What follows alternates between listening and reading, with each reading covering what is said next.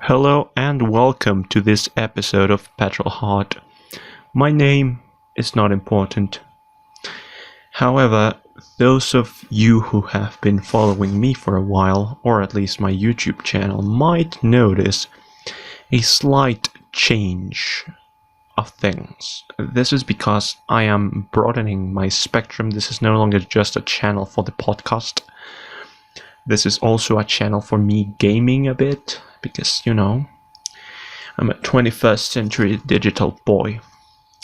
And if you got that reference, I will legitimately not grant you a physical prize because we are quite probably 1,000 miles away. But enough about babbling and my channel. Let us address the issue at hand. And I know some of you, and specifically a very dear featherly being, a thug of aviarian propinquity, has been expecting this podcast for quite a while now. Anyway, this goes out to Thugbird and other people who were curious and inquired about my reasoning behind the outrageous claim that a Prius, specifically an XW10 and XW20 Prius, is a car suitable for a petrolhead. So, come on, let's find out why together. I already know why. In fact, that's the reason I'm doing this episode. But it's nice to think that you and I, dear listener, we share a journey of automotive self-discovery. Because even though I have thought this over and over and made this speech, this podcast in my head 1,000 times or more, each time it's different. I cannot control for those changes. Why? Because my mind works, and I'm quite sure most minds work like this. They make small improvements in a gradual and subconscious manner. So, for example, they expand upon any knowledge you might have. And I do apologize for that clinky noise. I am tinkering and playing with some scrap aluminium at the moment, or aluminium as you Brits would call it. And I happened to drop a small piece onto the keyboard of my laptop. So, how did this topic come about? Well, I was in a conversation in a chat, and some person wanted to buy an extremely impractical BMW 7 Series from the 80s, and I was like, I know they look odd, but that does not grant you the justification for buying one. I mean, it is a free country, but you can't afford one right now, so I'm not sure you should. Obviously, I was a lot more vocal about this matter, and I was a lot more explicit about this matter. But I will spare you the tastelessness of my speech, because I know you do not wish to hear me curse. You've got enough of that from my gaming videos. So, on to the matter at hand. Now, think about it this way. The 7 Series is obnoxiously, especially the 80s 7 Series, would have been obnoxiously expensive to maintain, to repair, to even own as a car. So it is no surprise I advised against it. However, it does come as a surprise that the reason or the reasoning behind why I suggested a Prius, and I reiterate, XW10 and XW20, the most recent Prii generation. While it would be suited for half the reasons I am going to state here, it would also mean you would be left with an incomplete car, and I'll explain that further in a moment. It also ties in with that this would be a used car purchase, not a new car purchase, and that is quite an important detail you have to take into account. This is meant to be from the perspective of buying a used car, not a new car. In fact, this whole ordeal stems from buying new versus used, and why buying used, a used XW10 or XW20 Prius would make a lot of sense for a petrolhead. So first, as the thuggish feather-clad creature pointed out, he theorized about this being a lesson in stoicism and some kind of automotive religious righteousness going on. And although there is an element to it that is far, far beyond the entirety of this, so he interpreted it as the Prius being an element of discipline, as if we were petrolhead vegetarians or cargetarians.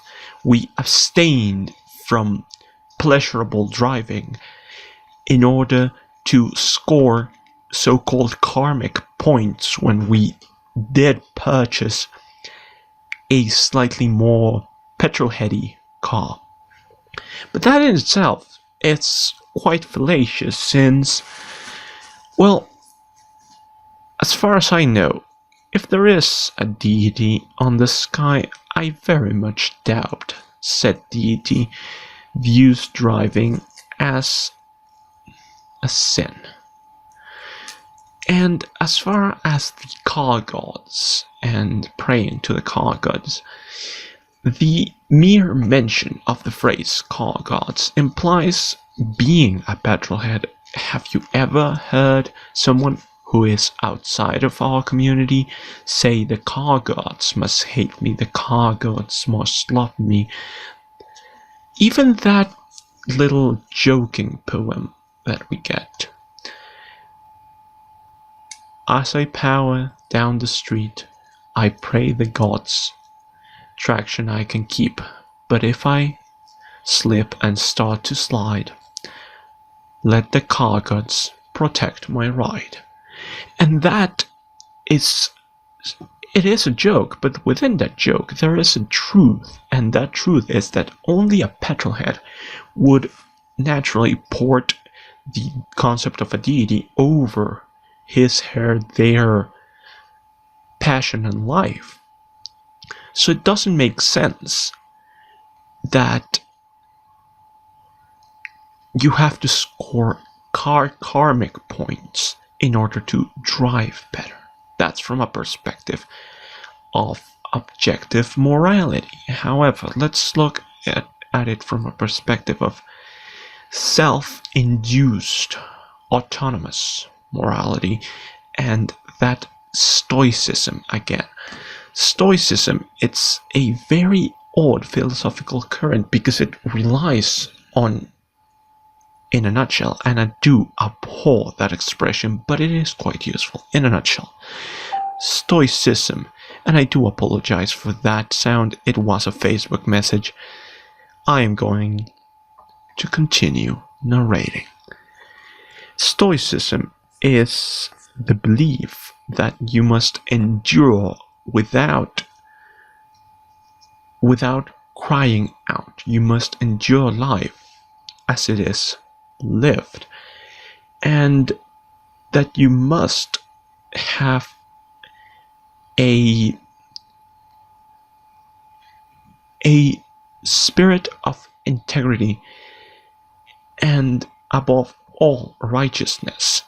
And Stoicism, especially vehicular Stoicism, is odd for petrolheads, since we are four-wielding hedonists to a certain extent. But he says, well, it's the refraining from enjoying the driving that will let you enjoy driving when you can afford a better car. But here's the thing.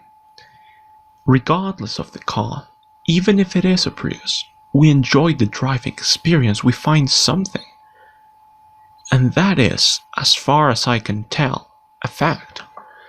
So why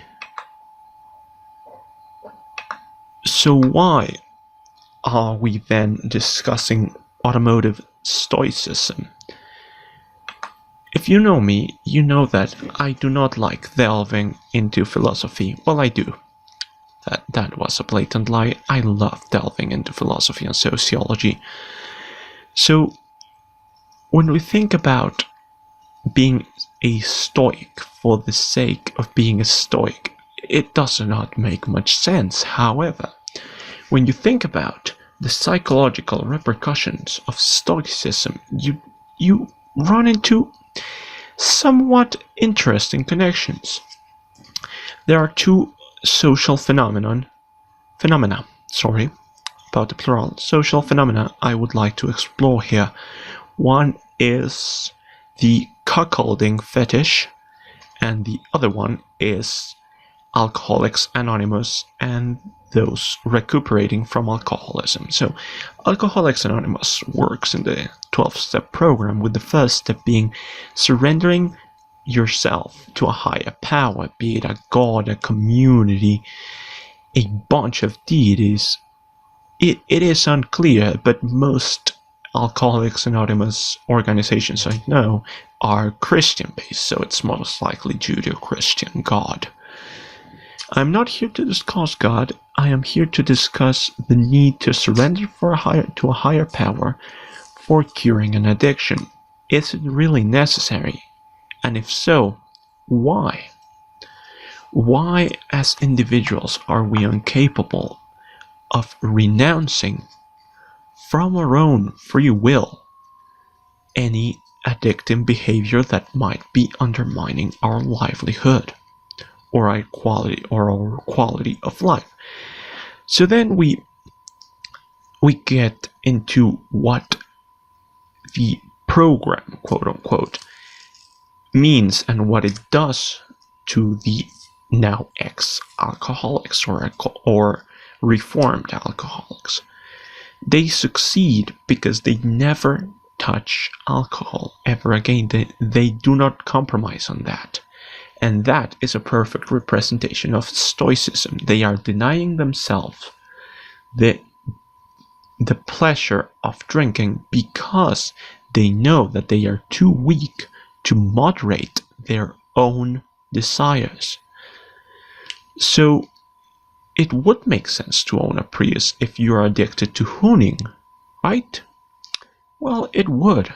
In the same way, it would make sense for you to go into Alcoholics Anonymous if you happen to suffer of alcoholism and want to reform yourself without having to do it all by yourself.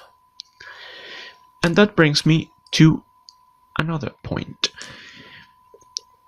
Cuckolding, or cucks, as all the right-wingers are calling left-wingers nowadays, even though they have zero idea what cuckolding is or where it comes from.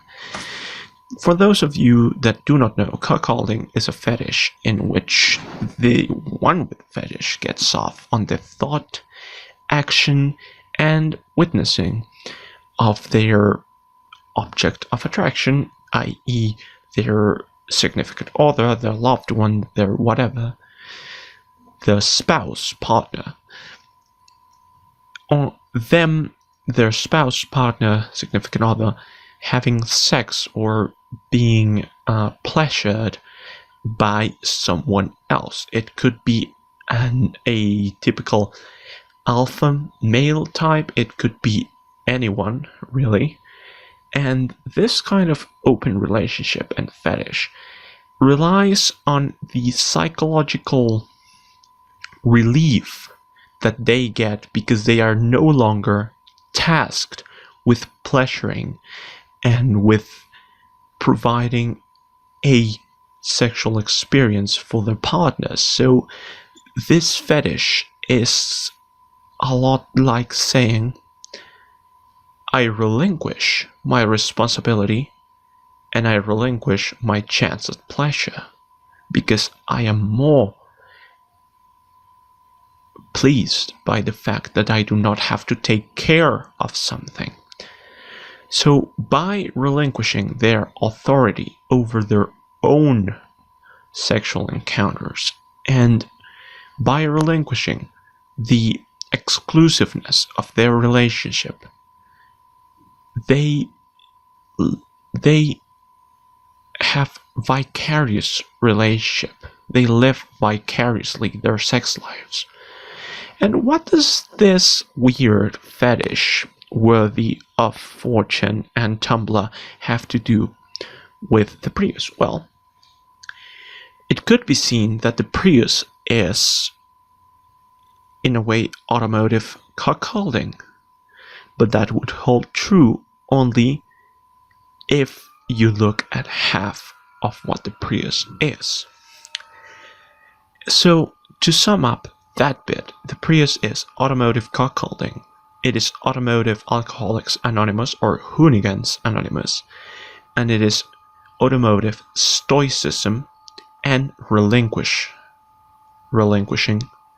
pleasure in favor of a task being done without or with as little involvement as possible, i.e. the sexual pleasing of a significant other, the relinquishing your own volition in order to let a higher power help you, or one, relinquish your experience when driving a car.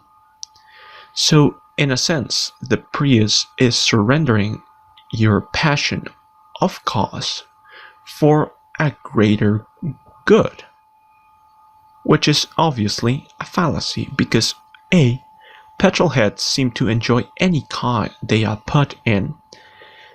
B, the Prius is not as boring as it might seem. And this is the real reason petrolheads should own a Prius. You see, here's the thing. The XW10 and XW20 Prius are a platform. They're the Mazda. Oh, I said Mazda. I'm going to hang myself now, sorry. The Toyota, and I'm looking at the picture right now of Prius. Actually, I should download this picture. The Prius is from the Toyota MC platform. Now, it's not the microphone controller platform, it's not a Minecraft platform, it's just the MC platform. Oh, sorry, the mic got moved by my clumsy hands. Now, guess which other cars come from the MC platform? And we're talking early 2000s to mid 2000s. It starts with a C and it ends with Celica. That's right, the Toyota Celica or Celica, the RAV4, and other sorts of cars that are from Toyota share this platform. So what does that mean? Well, you have heard the term sleeper. And by now you're thinking, well, yes, you can modify a Prius, but it's heavy, it's bulky, its engine is a 1.5 liter coupled with a hybrid drive unit that does not provide any performance. Here's the thing. Imagine the Prius weighs 1.5 metric tons. It actually weighs around 1,550 kilograms, if I'm not mistaken. It might weigh a bit more. So think about it.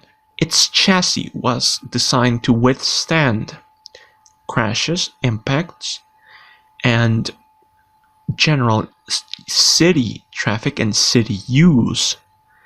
With that weight, what happens when you strip that weight and swap it for a drivetrain that starts with a bit more potential? Let's say a Toyota 2ZZ engine or 2ZZ. You might think, oh wait, that engine code sounds familiar. It does. It's the one that they use in the Lotus Elise, the one that Lotus uses. It was in the 2005 Celica GTS.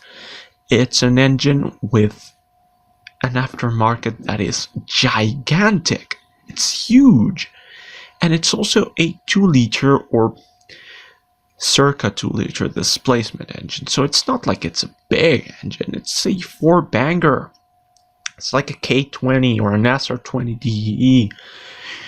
It's a perfectly standard 2-liter engine. Now, think about this. Most of the Prius's weight comes from batteries, hybrid drivetrain, and other eco-crap components. Strip those, swap in the 2ZZ, slap on a turbo, you've got a lightweight car, which is still front-wheel drive, but tuned properly. Front-wheel drive is just as capable and in some circumstances quite easier to handle and easier to wield than rear-wheel drive, one of those instances being rally. Most novice rally drivers start out in 2-wheel drive class, and most often they use a front-wheel drive car. In last year's, in 2015's Canadian Rally Championship, Simone Dubé won pretty much nearly every race in an epic manner with a 70 horsepower. That's right, 70 horsepower. Mark II, I think Mark II or Mark I, Mark II Golf, VW Golf. A Golf with 70 horsepower. It's not even a Golf GTI. It's a street Golf. It's a pedestrian Golf. It's the base model. And he won because he's a great driver, but also because his car is light. And once you remove the hybrid drivetrain, the Prius is light. It is capable. And there is one more thing everyone seems to forget. Aerodynamics. In the world we live in, everyone is obsessed with downforce and canards and huge wings. But everyone seems to forget aerodynamic drag. That thing you get when you put an oversized wing in the wrong location. That's why time attack cars, like the top class time attack cars for the World Time Attack Championship, are slower in the straights than the subsequent classes, because they carry so much aerodynamic trickery, wings so big that if inverted they could literally fly. That slows them down in the straights, but it allows them to corner faster. Consider then the Prius's exterior design. It's sleek and somewhat stubby at the front lines. It's weirdly shaped back window. That's called a camback. All what the Prius is as an eco car, it's designed to have as less or as little aerodynamic drag as possible. We're talking a really like 0.25, if I'm not mistaken, of drag coefficient. That's CRX territory. I think it's even better. Now, hybrids like the Honda Insight are smaller, yeah, but they are not as commonplace, and the Insight, while one of my personal favorite cars and a dream car to own both in stock and in modified form, it is different from the Prius in one key aspect. The Insight never had commercial success, and this brings me to my next point. The Prius is not the perfect sleeper, but a completely adequate sleeper. Because no one expects a Prius to be modified, not even the car people. And even the modified Prii in the car community are often made as jokes. I saw 3 months ago an LS swapped Prius in a video, and it had an LS engine in the front and a 4.9-inch rear end, and I thought, well, that's not a Prius. It's like that Toyota Camry body slapped onto a NASCAR tubular chassis. That's not a Camry. That's just a fiberglass body you crafted and that looks a lot like the car, but it isn't. However, there is one other advantage to having a Prius, even a modified Prius, as a car. You know, besides being designed as an eco-fanboy car, the Prius is also rather practical. It is a practical and reliable daily driver. It can be fun to drive if you drive it in test mode. That's what it's called. Basically, that turns off every electric nanny, and uses the combined power of both the electric motor and the gasoline unit. Now, you might think that's not a lot. Well, the Prius, being a Prius, is designed to be an economy car, yes.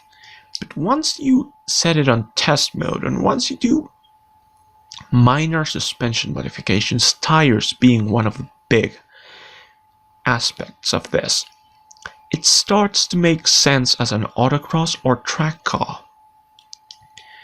And because you're not bothered with gears, you focus in something completely different. A car throttle user ages ago mentioned that a GTR was a perfectly good car for the track, for learning a track, because you're not bothered with worrying about the car itself. You only worry about, well, nothing. So it gives you the freedom to explore. Same with a Prius, albeit at much lower speed, less fuel consumption, and not having to shell out $100,000. What I'm saying here is, we all hate and bash on the Prius because it's an easy target. It is easy for us to condemn a car so designed to be against what we stand for. But if we look hard enough, we might find that this car is everything we stand for. It's sleek, it has potential, it doesn't draw unnecessary attention, it's everywhere. In 10 years, one of these Prii is going to be as cheap as a Geo Metro with a blown engine is today. You realize how big the volume of Prii is, and then you realize that in a few years there's going to be a lot of shells. And that means, well, buy a 2ZZ engine, buy a turbo, a supercharger, or a set of individual throttle bodies. Strip the shell, strip the batteries, and you have a 2-liter, circa 1100 kilogram car. That's 1100. That's lighter than a Silvia. That's lighter, like that's Miata territory. That's second gen Miata territory. With a 2ZZ engine. And that 2ZZ engine is, well, Lotus uses it. That ought to, well, make a statement about it. It's not just about the Prius fitting the ZZ engine. It's about being part of the Toyota MC platform and how that leads to other possibilities. Maybe an all-wheel drive variant where you use the drivetrain, the whole drivetrain from our Toyota RAV4. Maybe a V6 conversion with another engine. All in all, the Prius is not the car we think it is. It is much bigger than that.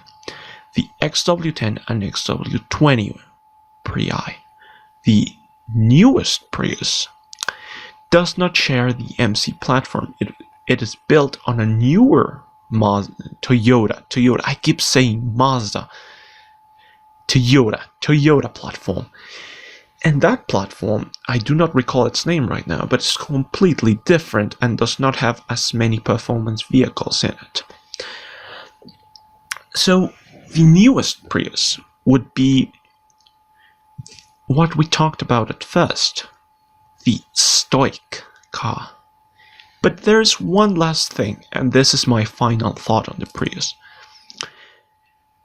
It is not just to train. And I touched on this a bit ago when I said the Prius track car. Well, by allowing you to concentrate, even in its stock form, and especially in its stock non-test mode with all the electric nannies, you are guided by it. People don't realize this, but if you drive a Prius correctly, and I mean fast, and by correctly I mean fast, I mean properly, that it doesn't accelerate. A Prius, any Econobox, but especially a Prius, it doesn't accelerate. It gets to speed eventually. Do you remember any car from any pop culture or any show, any pop culture event, show, icon? Do you remember any pop culture icon that was also really slow but still won a ton of races? What do? It's the A86 of Mount Akina, the Hachiroku Takumi's car. Well, the Prius is just that. It's an underpowered, relatively lightweight car that doesn't accelerate.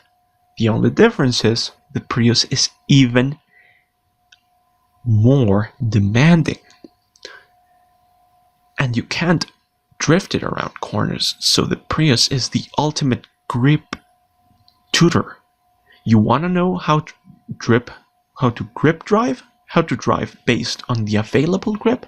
You start with something with little grip, little power, and most of all, little performance. Why? Because that allows you to maximize what you have. So you grow out of the car instead of driving a car that immediately surpasses your capabilities. And you sit in the Prius, and then you learn many things like planning ahead. Do you want to overtake someone in a Prius? You better plan it 200, 300 meters ahead of time. Do you want to take a corner without braking? You better know exactly which line will cause the least amount of stress in the tires, because of course they are inflated to the factory recommended pressure, which is slightly more than it should be for your kind of driving, and they are also hard compound, long life, economy oriented tires, so you're gonna understeer into a tree if you get it wrong. And once you realize that driving a Prius in a performance mindset is like threading a needle. It can be done, and since it is not as fast as you think it is, or rather, it's not as slow as you think it is, you can make a Prius teach you how to drive like a racing car driver. Minimal inputs, hindsight, foresight. Those two are important. Those three are the cornerstones of driving. Minimal inputs, hindsight, and foresight. A Prius lets you know immediately when you've screwed up. A Prius lets you know immediately what's going on, not because it relays information back to you through itself, but because the behavior of the car is so independent from what you feel, then you have to look for it.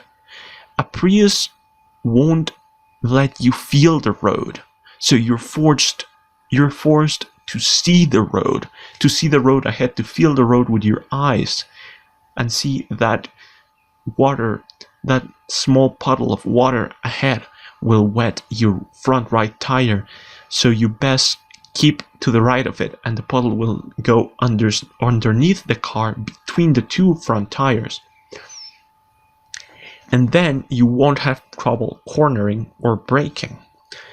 And that's another point. The Prius will teach you to drive both fast and efficiently, because its brakes are so pathetic, you won't want to use them much. If you're driving a Prius hard, you're conserving momentum, keeping braking at a minimum, and accelerating whenever you can. So when you transition from a Prius to a modified Prius without all the extra weight, without all the gizmos and nannies, but with its own unique low-drag body style, then you have not only trained yourself in the dimensions and the reaction and the handling of the car, but also trained yourself for any car you might drive. You're forced to think so far ahead that you have to memorize routes and streets and circuits in such different ways than you normally would. You can't feel the car, so that gives you the least emotional experience you can get. And that can be a good thing, because that detachment, and it is quite zen in its nature, being Japanese, it's fitting that it is zen.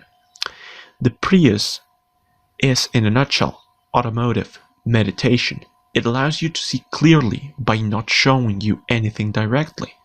It forces you to think beyond what you see, to think beyond what you think you can perceive.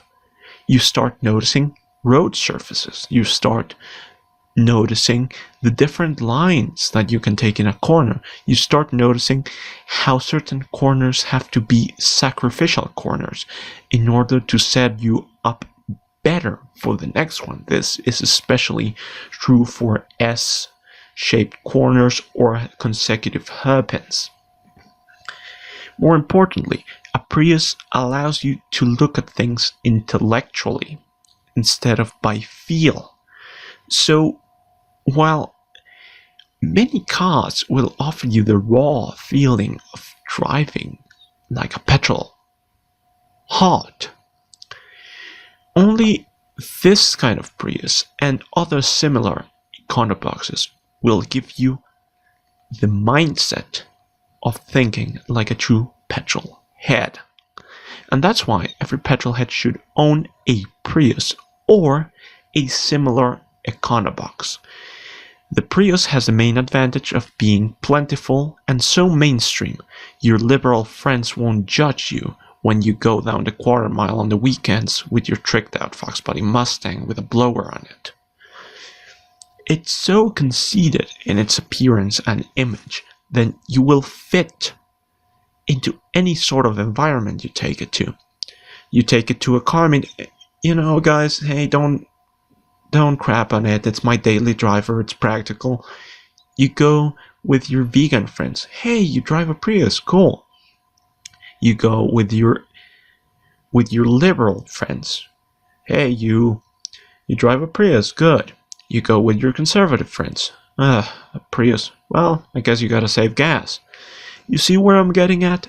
The Prius is a car that is both universally hated, but also universally appreciated. It's like the Honda Civic, except people don't grab them and rise them.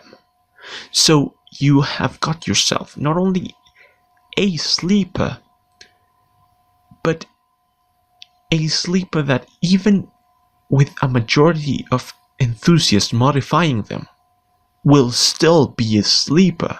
The Prius is perfect in that regard. And this applies to a certain extent to other econoboxes and to other slow cars. But the Prius is unique in its way of making you a better driver and a better petrolhead by detaching you from what is, without you being stoic, without you giving up on driving, without you giving up on pleasure. You just tone it down enough to have clarity, but you do not relinquish it. In other words, you have true moderation, true balance without compromise, because you are still a petrolhead and you still drive quickly. But now your abilities will improve and you won't be quartered or locked in by a car you cannot control yet. And this ties in a lot with what I said at the beginning. It's not about being stoic. It's not about being an automotive cuckold. It's not about being a binge purge alcoholic type. No. It's about true moderation, and that's what the Prius is. It's moderation.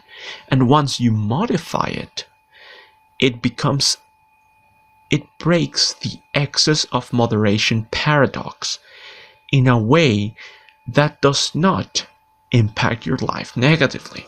Any other project car will never make much sense to the common folk.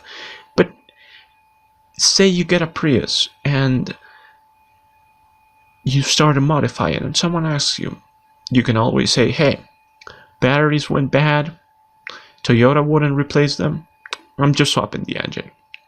And it's a perfectly acceptable excuse, and it is not even an excuse, but because that is likely to happen, because the planned obsolescence of the Prius's drivetrain is so on point and so deliberately crafted by Toyota, so people buy new Prii, that us enthusiasts are missing out on a sea of potential with these little things. And I'm not just talking about Prii, I'm talking about Honda Insights, I'm talking about first and second generation Prii, and I'm talking about every Econobox ever made that isn't a Honda. Why? Because Honda already has the reputation of rise, unfortunately. And yes, they made great cars. CRX, EG6 Civic, EF Civic, the AF is brilliant, and the EK9, which is probably the best hot catch to ever come out of Japan, the EK9 Type R and the EP3 Type R. Those are brilliant. But the 90s Hondas have been taken up by the community as rise cars. But now we have a new chance. We have not a new promised land, but a new promised car. And we have to take that chance. We have to take the Prius and make it a car we don't hate, a car we appreciate, while we let the rest of the world depreciate it. Because when the Prius is thrashed and thrown into the junkyard, that's when we get it for cheap. When the Prius's batteries run out and they explode, that's when we get them. The Prius is the intellectual Miata.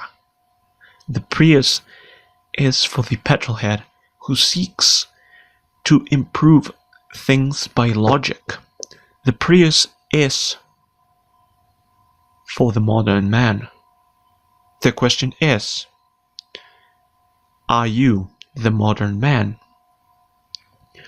Or are you a 21st century digital boy? Who knows? I am, maybe neither. I am not even the queen of the 21st century. I'm not even a queen, I'm not even female. Am I?